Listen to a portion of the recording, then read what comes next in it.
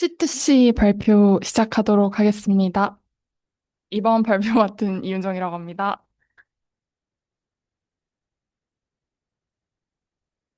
먼저 잠시만요. 먼저 목차인데요. 목차는 총 6개로 제가 구성을 했고요. 웬만하면 논문 순서대로 하려고 하긴 했는데 어쩌다 보니까 기법을 먼저 조금 설명을 하고 실험에 대한 설정을 설명을 하게 되었습니다. 그래서 논문 들어가기 전에 배경 지식 먼저 말씀드리도록 하겠습니다. 먼저 시계열 데이터라는 데이터에 대한 연구 배경을 조금 말해보자면, DNA는 다들 아시다시피 음성 인식이나 시각 객체 인식 등 여러 분야에서 굉장히 탁월한 성능을 입증한 모델인데요. 근데 DNA는 단점이 있다고 하면 고정된 차원의 벡터로 인코딩할 수 있는 문제에만 적용 가능하다는 점입니다. 어, 하지만 실생활에서는 저희가 번역과 같이 영어에서 한국어로 번역을 할 때 어절의 수가 달라지는 것처럼 가변기리 시퀀스 형태의 데이터가 더 많기 때문에 DNN보다 시계열 데이터 특화된 모델이 조금 필요하다고 생각이 들어서 시퀀스 투 시퀀스 매핑을 통해서 어떻게 범용적으로 수행할 수 있을까가 연구의 출발점이라고 볼 수 있습니다. 이러한 문제 해결을 위해서 가장 처음 고안된 게 RLN은 사실 아닌데 가장 이 성능을 보인 것 중에 RLN을 첫 번째로 예로 들 수 있는데 여기서 말하는 RLN은 LSTM을 사용한 RLN이 아니라 기본적인 RLN을 말하는 것입니다. 해당 RLN은 단방향 신경망을 시킨스로 일반화한 구조로 은닉 상태를 통해 과거 정보를 전달을 하는데요. 이를 통해서 순환 구조를 만들어서 가까운 과거의 정보까지는 기억이 가능한데 이 기본 RLN의 문제가 문장이 길어지면 길어질수록 앞부분의 정보가 소실되는 기울기 소실 문제나 반대로 기울기 폭주 문제가 발생한다는 점입니다. 이 문제는 행렬 역전파로 학습할 때 사용되는 행렬 곱이나 아니면 활성화 함수로 인해 발생을 하는데요. 또한 정렬 문제에 관해서도 RLN이 한계를 가지는데 입력과 출력의 길이가 다르거나 비단조적인 복잡한 관계를 처리하기 어려운 현상을 가집니다. 여기서 비단조적이라는 게 어순이 다른 경우, 만약에 영어에서는 나는 말했다, 너에게라고 하면 저희 한국말로는 나는 너에게 말했다라는 식으로 어순이 달라지는 것을 예로 조금 들 수 있을 것 같습니다. 이러한 RNN의 단점을 해결하기 위해서 도입된 게 LSTM인데요. LSTM은 장단기 기억망으로서 장거리 시간 우전성을 성공적으로 학습한 어, 함수라고 할 수 있습니다. 해당 LSTM이 어떻게 장기 기억이 가능한가라고 여쭤보시면 게이트와 기억 벡터 C를 통해서 가능한데요. 먼저 게이트를 살펴보자면 LSTM은 세개의 게이트를 가집니다. forget 게이트, input 게이트, output 게이트를 통해서 불필요한 정보를 삭제하고 새로운 정보를 얼마나 반영할지 결정하고 업데이트된 메모리에서 어떤 부분을 출력할지 결정하는 등 게이트를 통해서 정보를 정제를 해서 그걸 기억 벡터에 넘깁니다. 기억 벡터는 잠시만요.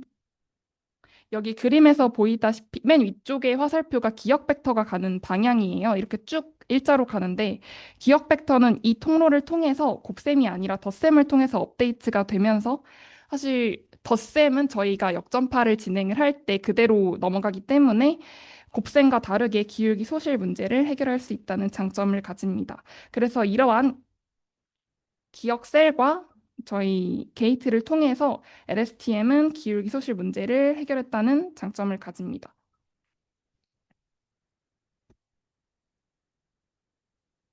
그래서 이런 RLN, 그냥 기본 RLN과 LSTM의 차이에서도 그냥 이 연구의 목적을 찾아볼 수 있는데 이 연구는 최소한의 가정만으로 범용적인 모델을 지향을 하고 그리고 대상 시퀀스를 입력과 출력을 다르게 하나씩 추출을 해서 특정 언어쌍에 국한되지 않고 학습 문제에 적용한 일반적인 방법론을 제시하는 것을 목표로 합니다.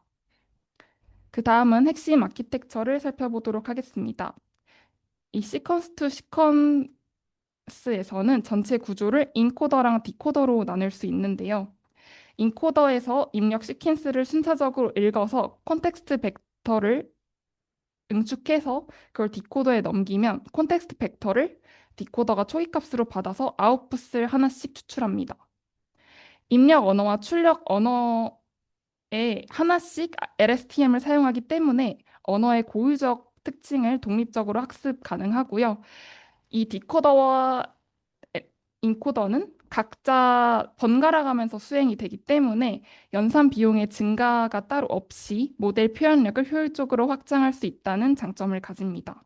아래 구조를 살펴보시면 A, B, C를 만약에 저희 한국말이라고 생각을 한다면 이 입력을 넣어서 YW 아니 죄송해요.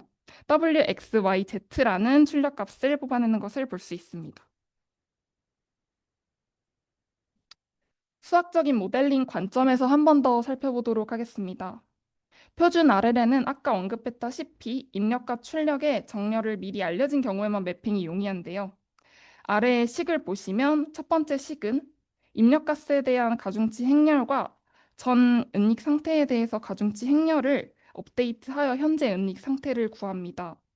그래서 두 번째에서 그 현재 은닉 상태를 바로 출력값으로 업데이트를 하기 때문에 하나가 들어가면 하나가 바로 나와야 하는 구조이기 때문에 입력 및 출력 시퀀스의 길이가 다르고 관계가 복잡한 비단조적인 문제에 적용하기 어렵다는 특징이 있습니다. 그래서 논문에서는 세 가지 LSTM 기반으로 세 가지를 통해 표준 RLN을 보완을 하는데요. 첫 번째는 LSTM을 채택을 하여서 아까 처음에 설명하였다시피 장거리 시간 의존성 학습의 강점을 가지도록 하였고요.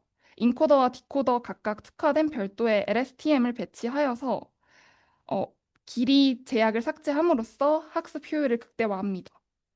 그리고 조건부 확률 추정을 통해서 매 시점마다 정보를 고려하여서 좀 더 정교한 번역을 가능하게 하는데요. 아래 수식을 보면 왼쪽에는 번역과 원문에 대한 확률을 나타내고 오른쪽에는 이게 문맥 벡터와 전까지의 출력을 합산한 결과라는 것을 나타내는 수식입니다.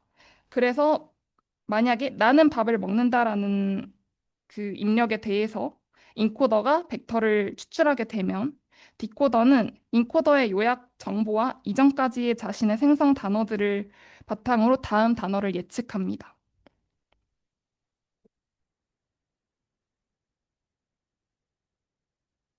핵심 아키텍처의 심층 구조와 특수 토큰에 대해서 알아보도록 하겠습니다. 이게 조금 더 세부적인 사항이라고 보시면 될 것 같습니다. 먼저 저자는 딥 LSTM을 사용을 하는데요.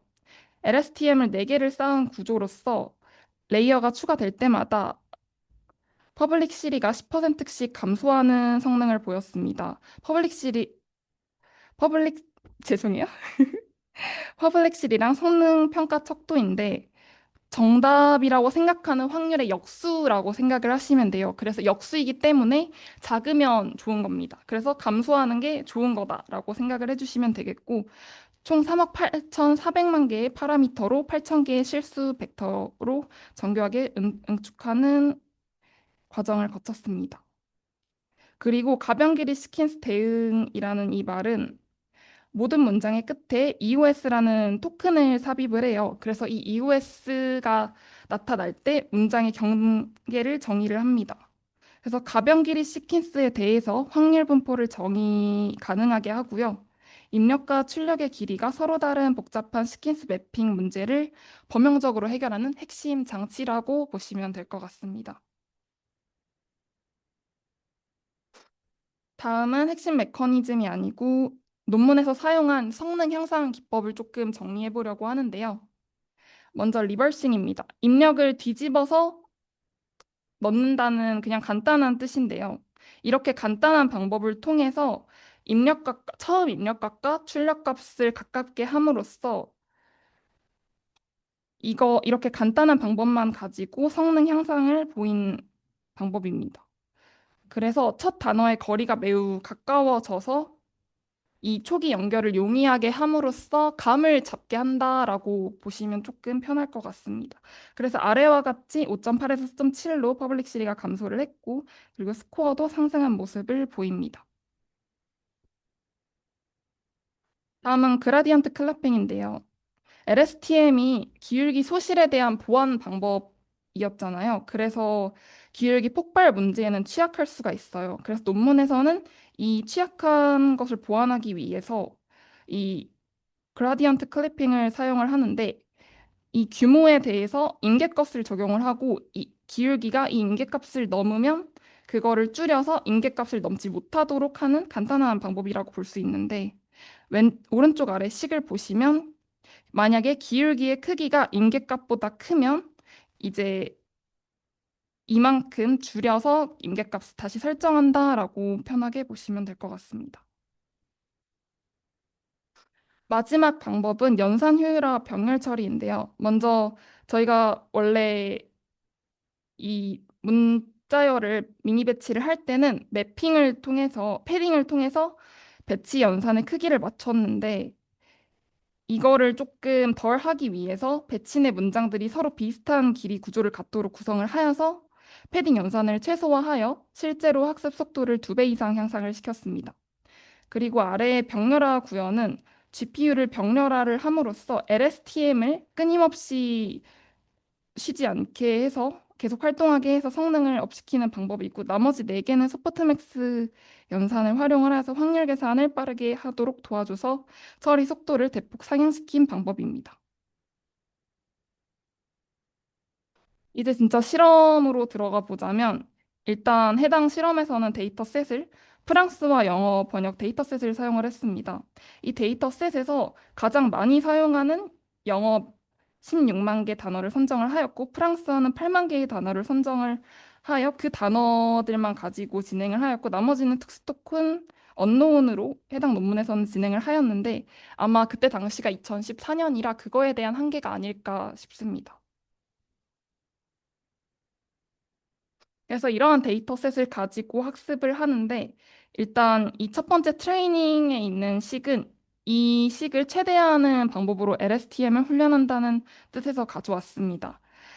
이 식을 보자면 이 확률을 최대화해서 이거를 로그로 하고 이걸 정규화하는 건데, 여기서 로그를 쓰는 이유는 덧셈을 조금 용이하게 하기 위해서이고, 정규화는 0부터 1까지로 원래 저희가 정규화를 하듯이 하는 것입니다. 네.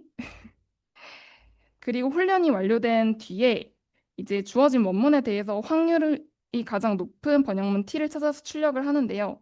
논문에서는 여기서 빔서치를 사용을 합니다.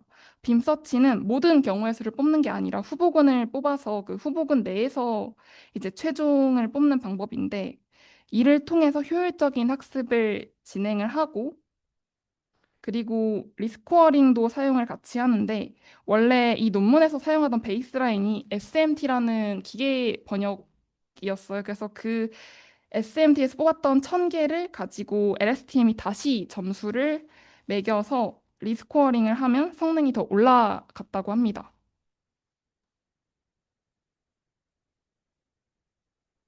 그래서 아까 말했다시피 이 GPU를 8개를 병량화를 하여서 속도를 향상을 시켰고, 역할 분담은 아까 말했다시피 이렇게 하여서 해당 학습을 진행을 하였습니다. 그래서 이렇게 학습한 결과인데요. 일단 결과는 아주 간단한 방법임에도 불구하고 매우 좋았는데요.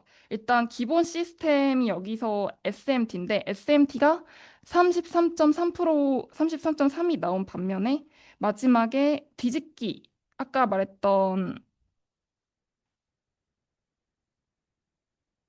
리버싱을 하기만 한 그게 이제 무려 4%나 오른 성능을 1%나 오른 성능을 보여주었고요. 그리고 오른쪽에 보이는 건 리스코어링의 결과인데, 그냥 SMT가 여기서도 33.3%가 나온 거에 비해서 이걸 재평가만 하였는데 36.5%로 딥러닝 모델만으로 이 SMT를 이긴 성능을 보여주었습니다. 그리고 이뿐만 아니라 다른 성과도 있는데 긴 문장 처리에서 35단어 미만의 문장에서는 성능 저하가 전혀 없었고 가장 긴 문장에서도 미미한 성능 저하만을 보여주었는데요. 또한 PCB를 봤을 때 이 왼쪽 거를 봤을 때는 이 오른쪽 위쪽에 마리에 관한 정보가 있고 왼쪽 아래에 존에 대한 정보가 있는 것을 보아 이 의미별로 군집화가 가능하다는 것을 볼 수 있습니다. 또한 오른쪽을 보시면 수동태와 이것저것 다양한 문법이 사용이 되었음에도 불구하고 비슷한 의미끼리 묶어놓은 것을 확인을 하여서 의미론적 군집화가 가능했다라는 것을 보여줍니다.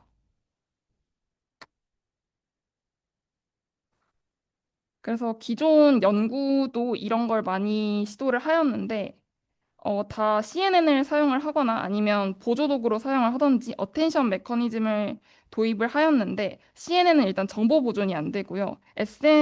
SMT 시스템의 보조도구보다는 이걸 메인으로 사용하는 게 아까 성능이 더 좋았기에 경쟁력이 있고 그리고 어텐션 같이 복잡한 메커니즘이 아니라 단순한 공학적 설계를 통해서 경쟁력을 얻었기 때문에 이 연구와 비교했을 때도 경쟁력이 있다고 볼 수 있을 것 같습니다.